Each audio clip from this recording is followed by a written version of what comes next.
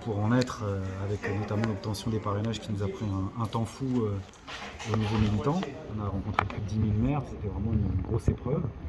Au même moment, on a amené la campagne militante avec des réunions qui étaient plutôt bien garnies, avec Philippe qui a fait des gros meetings.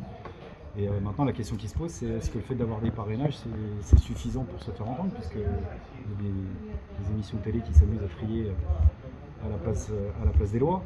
TF1 qui décide, on ne sait pas sur quels critères, inviter 8 candidats sur les 12. Voilà, donc évidemment, il y a une inégalité de traitement, mais qui ne nous empêchera pas de se faire entendre. Et donc, le seul moyen qu'on a de se faire entendre, c'est de manière militante, précisément, des réunions publiques, des meetings, pour que le maximum de personnes du suffrage qui portent sur le bulletin de Philippe.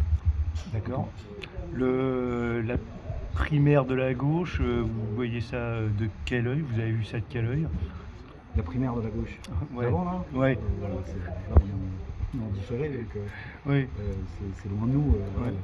C'est derrière nous. Donc là, la question qui se pose, c'est de s'adresser notamment à tous ceux, toutes celles qui disent être titillés, et surtout que c'est très mis en scène médiatiquement, tiraillés entre le vote de raison et le vote de cœur. Voilà, on leur dit votez avec le cœur. La raison, on a donné, ça fait des années qu'on donne sur la raison. Et on a perdu beaucoup, donc votez avec le cœur. Voilà, n'hésitez pas à voter avec le cœur. Et à ceux qui hésitent à s'abstenir, abstenez du style en votant pour tout.